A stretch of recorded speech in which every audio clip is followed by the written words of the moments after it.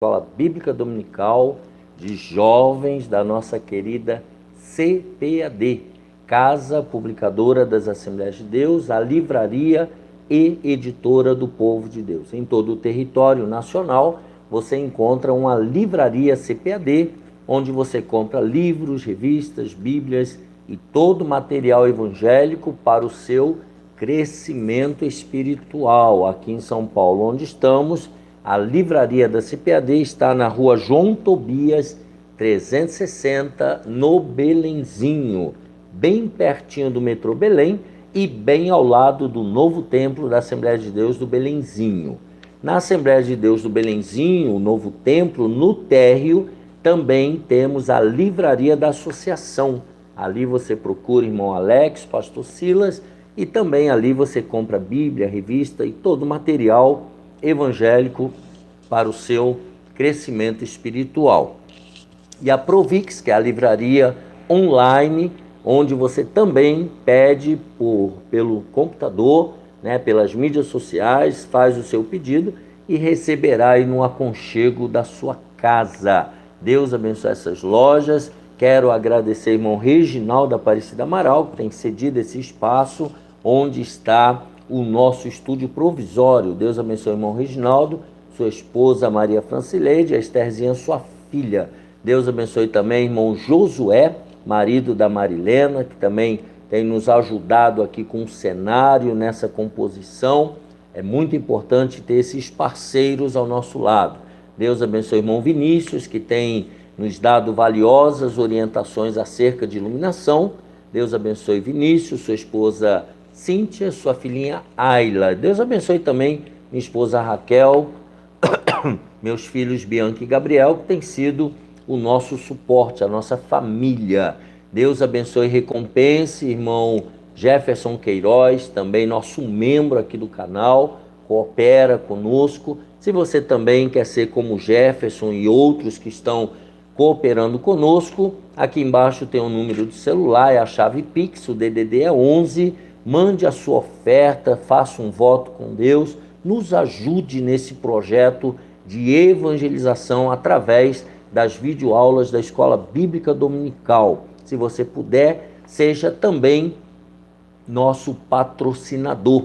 Entra lá no nosso e-mail, albrunol@yahoo.com.br. Eu vou soletrar, albrunll@yahoo.com.br. Vamos conversar, venha ser nosso patrocinador. Deus abençoe a todos que estão nos ajudando, que estão nos apoiando, que estão orando por nós. Deus recompense você e toda a sua família. Lembrando, deixa aqui embaixo o seu gostei, se inscreva no canal, compartilhe essa videoaula com o maior número de pessoas, com todos os seus contatos. Mande essa videoaula aí nos seus grupos de transmissões de WhatsApp, Facebook, Instagram. Vai ser uma honra trabalharmos juntos pela evangelização. Deixa aqui embaixo também o seu comentário, alguma crítica construtiva, a sua observação. Nos ajude a crescermos na graça e no conhecimento, tá bom? Vamos lá, lição número 4, 27 de abril de 2025, Davi, o amigo fiel. Lembrando que se você perdeu alguma aula, aqui embaixo tem uma playlist, vai até lá, assista a aula, não perca o encaminhamento do raciocínio. Davi, o amigo fiel, lição 4 de jovens. Texto principal está em Provérbios 18, 24. O homem que tem muitos amigos pode congratular-se, mas há amigo mais chegado do que um irmão. Resumo da lição: no relacionamento entre Davi e Jonatas, temos um grande exemplo de uma amizade inspiradora e edificante. Quais são os objetivos desta lição? Primeiro, considerar a amizade inspiradora de Davi e Jonatas. Segundo objetivo, evidenciar os aspectos de uma amizade edificante. E terceiro objetivo, dimensionar os perigos das amizades virtuais. O texto bíblico está em 1 Samuel 18, do verso 1 ao 6. E sucedeu que, acabando ele de falar com Saul, a alma de Jonatas se ligou com a alma de Davi.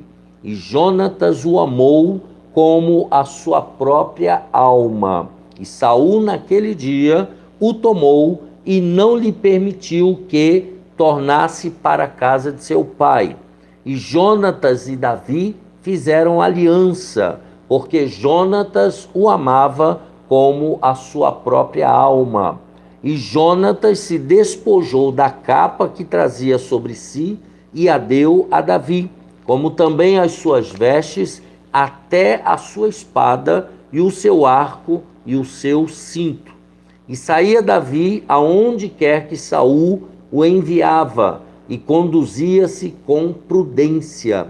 E Saul o pôs sobre agente de guerra, e era aceito aos olhos de todo o povo e até aos olhos dos servos de Saul. Sucedeu, porém, que, vindo eles, quando Davi voltava de ferir os filisteus, as mulheres de todas as cidades de Israel saíram ao encontro do rei Saul, cantando e em danças com adufes, com alegria e com instrumentos de música. Vamos ver nessa lição, então, a amizade, tendo como foco de análise a história de Davi e Jonatas. O primeiro, filho de Jessé, a gente já conhece, Davi, cresceu pastoreando ovelhas, as ovelhas de seu pai. O segundo, filho de Saul, foi educado na corte, sendo preparado para a guerra e para o poder. Ele era um nobre.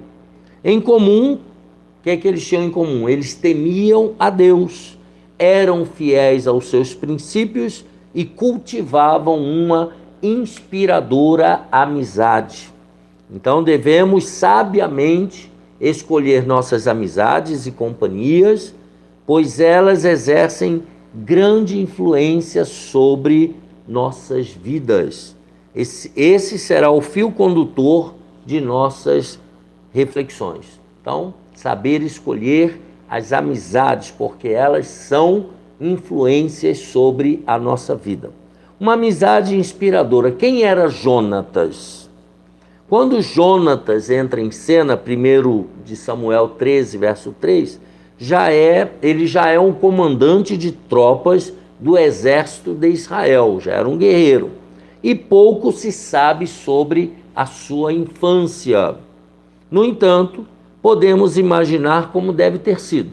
Como será que foi a infância de Jonatas? Nasceu na corte, filho do rei, cercado de privilégios e educado da forma mais assertiva para os futuros desafios de um possível rei. Então, tudo indica que ele seria o sucessor de Saul como rei de Israel. Ele era um rei, ele era um guerreiro ousado e corajoso, tendo participação decisiva em muitos conflitos e trazendo vitórias importantes para o reino de Israel. Está lá em 1 Samuel 14, do 1 ao 15. A essa altura, Jonatas era uma unanimidade em Israel. Ele já era famoso, sendo admirado e naturalmente pretendido por muitos como o sucessor de Saul. Ele já havia caído na graça do povo. Algo que nos chama a atenção é o fato de que a fé, o caráter, as qualidades, a bondade, o senso de justiça encontrados em Jonatas contrastam de forma impressionante com a ausência desses destaques em seu pai, o rei Saul. Então, Jonatas era completamente diferente do seu pai, o rei Saul. Mesmo sendo diferente do rei em muitos aspectos do seu pai, Jonatas foi fiel ao seu pai até o fim, quando juntos tombaram no campo de batalha. Apesar de tudo, Jonatas ele foi fiel ao seu pai, o rei Saul. Mesmo quando apoiava e socorria Davi, sempre buscou honrar o pai e convencê-lo de que no belemita, no caso de Davi, não havia uma ameaça, mas sim um forte e fiel aliado. Jonatas tentou de todas as formas abrir os olhos do pai dele para a fidelidade e a aliança de Davi, mas infelizmente ele não conseguiu. Um detalhe importante para conhecermos melhor Jonatas pode ser observado a partir do momento em que perceberam em Davi o ungido do Senhor. Enquanto Saul se revoltou profundamente com essa descoberta e começou a perseguir Davi com a intenção de vê-lo morto, Jonatas, pelo contrário, aceitou honradamente o direito de Davi ao trono. Jonatas também poderia ter ficado contra Davi, porque ele era o sucessor natural, mas não. O filho de Saul percebeu nitidamente a realidade que estava diante de seus olhos, ou seja, Deus já havia escolhido Davi para ser o sucessor do rei Saul. Saul ou Davi? Eis a questão. A sucessão de eventos na vida de Jonatas foi tomando um rumo bastante desafiador. À medida em que a amizade com Davi se fortalecia, sua relação com o pai ficava delicada. E Jonatas estava mais inclinado para Davi. Davi era cada vez mais reconhecido e celebrado. Já Saul, corroído pelos ciúmes, colhia os frutos de sua negligência e rebeldia para com o Senhor. Então todos estavam vendo em Saul um rebelde, uma pessoa que estava fora da presença de Deus. Diante da postura intolerante e ameaçadora de Saul contra seu amigo Davi, Jonatas foi obrigado a fazer uma escolha, reconhecendo Davi como o ungido do Senhor. 1 Samuel 23:17. Passou a apoiá-lo abertamente e, diante de seu pai Saul, defendeu Davi e conseguiu dirimir, ainda que por pouco tempo, as intenções do pai em matá-lo. Foi por pouco tempo que Jonatas conseguiu demover o seu pai dessa ideia. Preocupava-se com seu amigo, visitando-o e acolhendo-o. Jonatas era um grande amigo de Davi em todos os momentos, inclusive nas adversidades. Então, Jonatas era um amigo verdadeiro. Então, vale destacar que, embora Jonatas fosse amigo de Davi, não traiu seu pai e nem conspirou contra ele, ficando ao seu lado até o fim, quando ambos morreram no campo de batalha no Monte Gilboa. Está registrado lá em 1 Samuel 31, do 1 ao 6.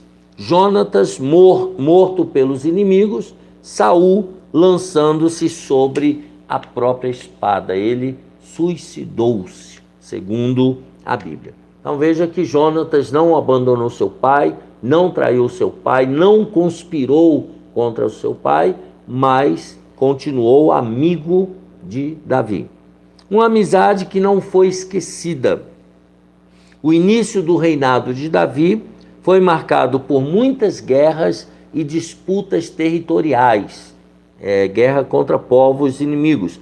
Com o passar do tempo, já com o reino unificado, já com bem menos guerras, tá? Os inimigos foram sendo vencidos e iniciou um tempo de estabilidade, prosperidade e progressiva paz, segundo Samuel 7:1.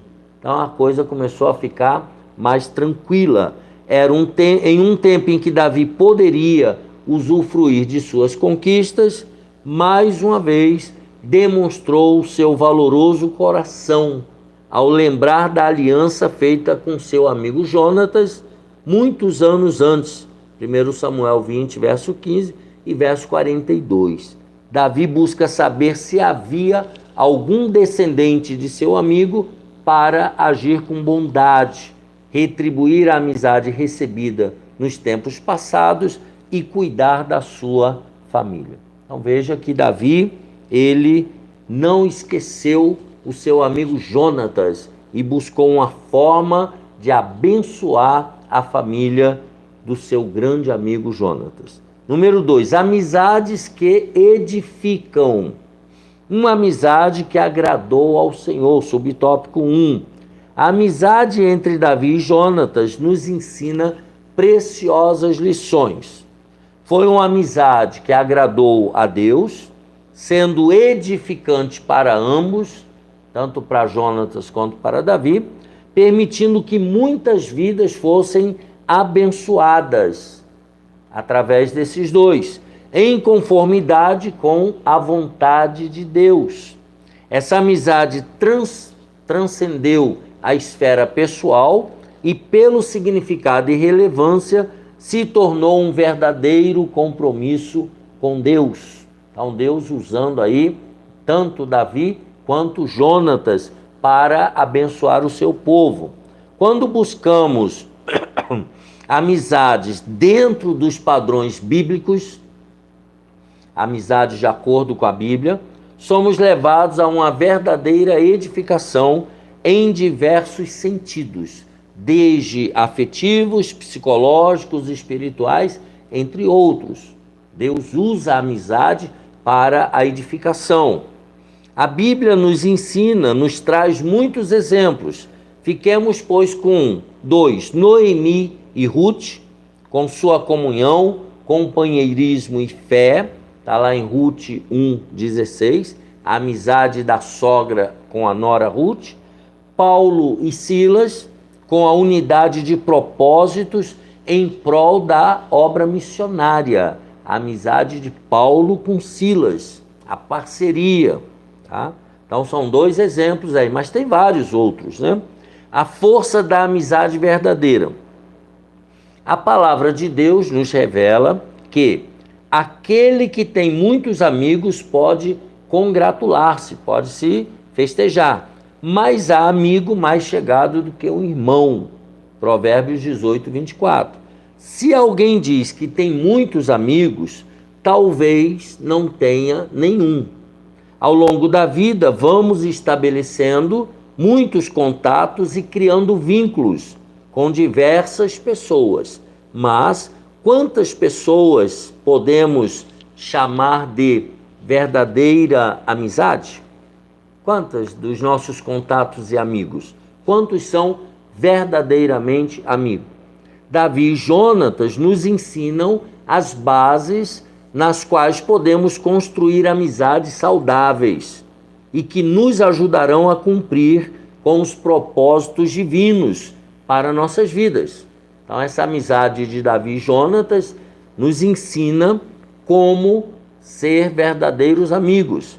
Eles não permitiam que nada se colocasse entre eles, nem mesmo os problemas familiares. Nos momentos difíceis, se aproximaram ainda mais e permaneceram amigos até o fim. Então veja que é desta maneira que se cria amizades verdadeiras, tá? Quando você se aproxima mais do amigo nos momentos difíceis. A amizade entre Davi e Jonatas era tão sólida que os levou a firmarem uma aliança. Eles declararam aliança um com o outro, que perdurou por anos e foi honrada por Davi, mesmo muito tempo após a morte de Jonatas. Quem são as pessoas próximas a nós que podemos chamar de verdadeiros amigos? Ou de amigos verdadeiros? Elas passam no filtro apresentado acima? De acordo com o que nós acabamos de ler? Se filtrar, vai sobrar alguém? O cristão e as amizades. Isso aqui é muito importante. Guarde esse subtópico 3. Somos uma média de pessoas com quem andamos. Eu e você somos resultados dos nossos relacionamentos. Se andarmos com pessoas sábias, agregaremos sabedoria.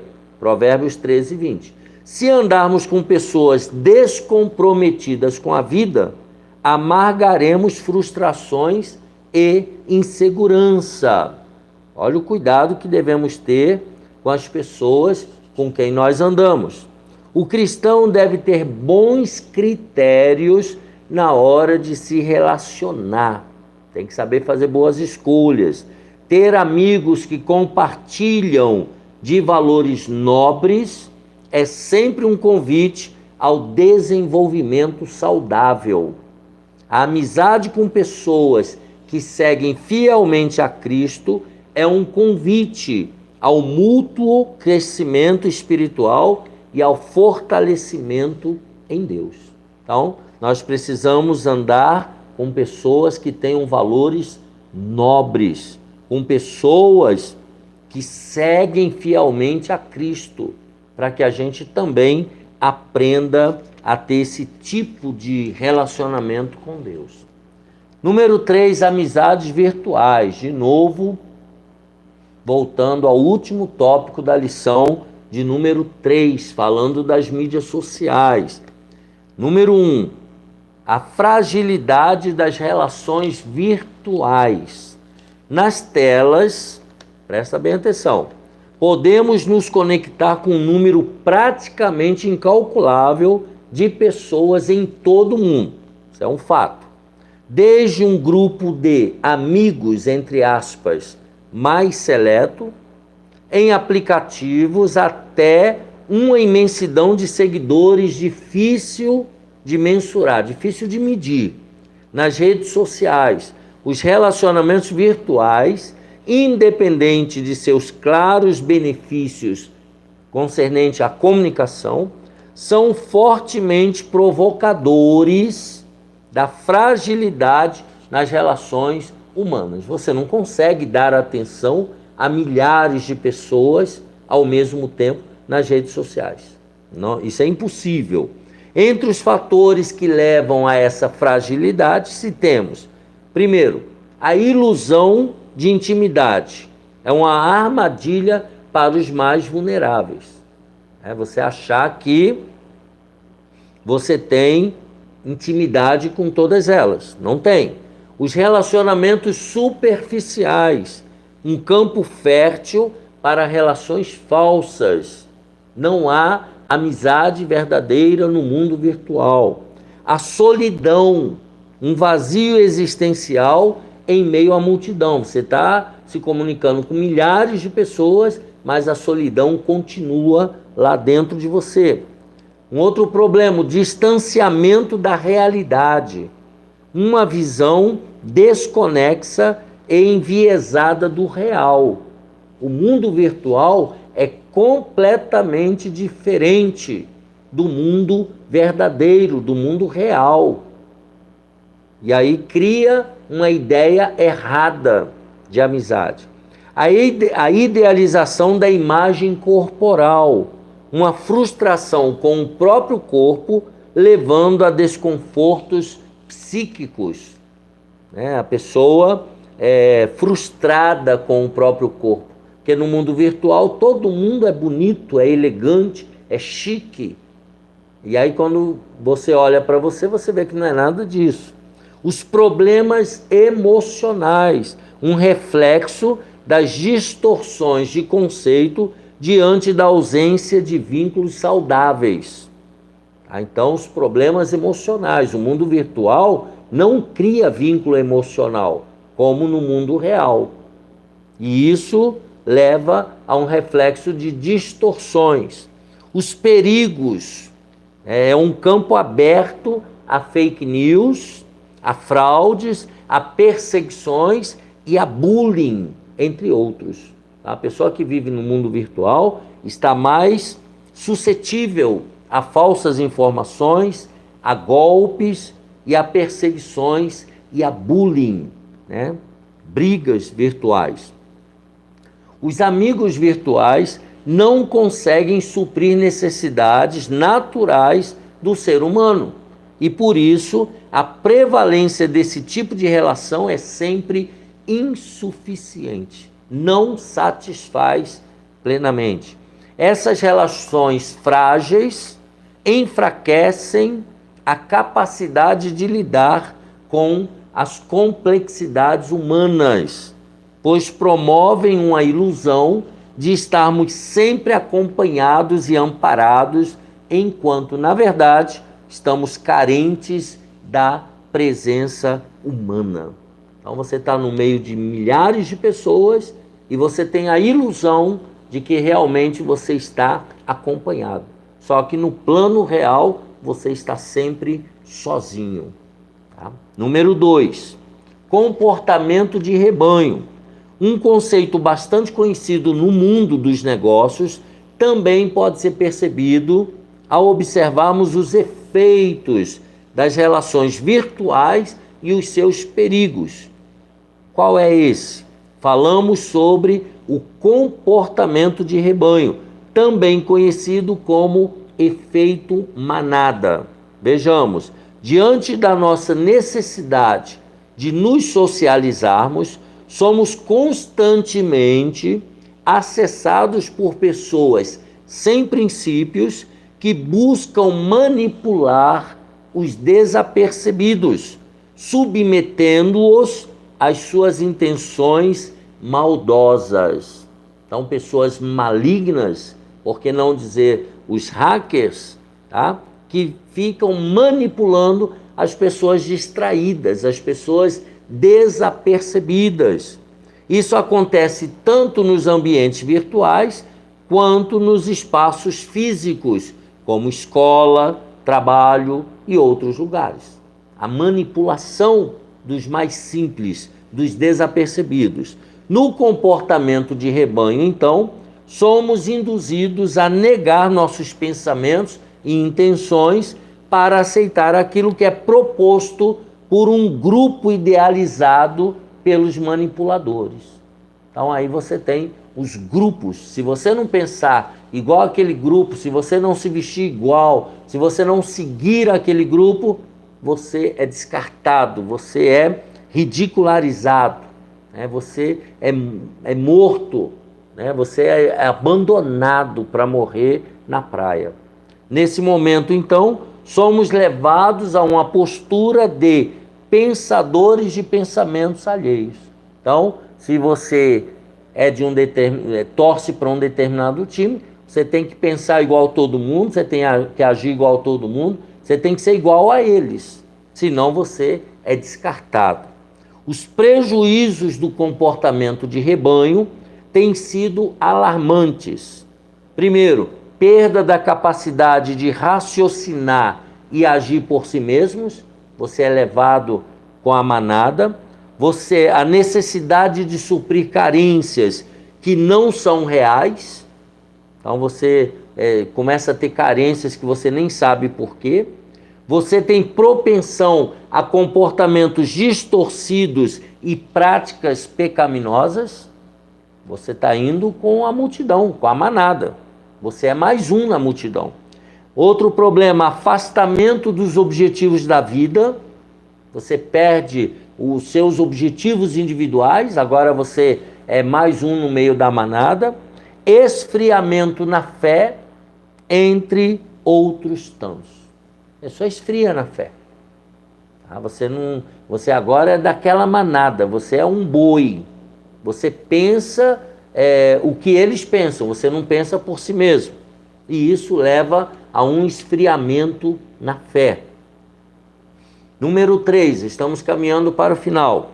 Identidades em crise. Crise de identidade. Com o passar dos anos, as mudanças e transformações culturais, sociais e filosóficas vêm contribuindo para a criação dos conflitos entre as gerações. Então, os mais velhos estão sendo largados de lado e os mais novos estão agregando só com mais novos. Há um conflito de gerações. Os jovens são frutos de um mundo diferente daquele em que seus pais, seus progenitores foram criados. São mundos diferentes, há um distanciamento. Diante de tantas transformações, é vital o diálogo para o entendimento de que certos valores não prescrevem e assim possamos ter nas novas gerações a consciência de uma continuidade dentro dos propósitos divinos. Ou seja, a Bíblia não muda. Então, os mais velhos e os mais novos, as gerações precisam dialogar para que haja preservação dos valores de Deus, os valores certos, as tradições corretas. A falta desse diálogo tem causado crises de identidade e levado muitos jovens a se sentirem perdidos e incapazes de interagir positivamente em um universo tão dinâmico.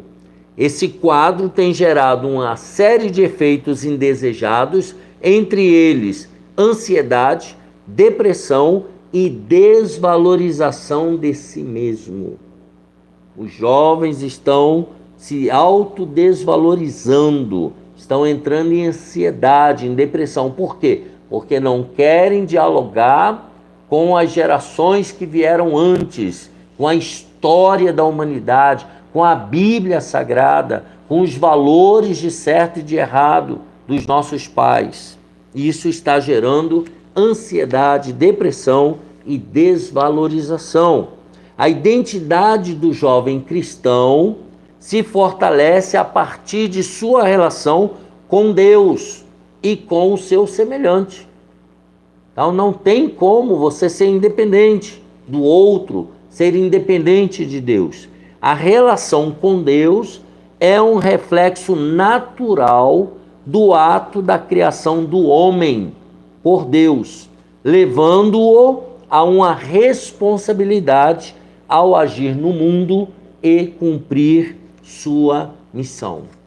Então você e eu, nós fomos criados por Deus, nós viemos a este mundo com uma missão que Deus nos deu e nós devemos cumpri-la e nós devemos manter esse reflexo de Deus na nossa vida. Senão a nossa vida não faz sentido. Assim nós terminamos a lição 4, 27 de abril de 2025, Davi, amigo fiel. Um abraço apertado para você, deixa aqui embaixo o seu gostei, deixa aqui alguma observação, algum comentário. Deus te abençoe e a toda a sua família e até a próxima aula, se Deus quiser.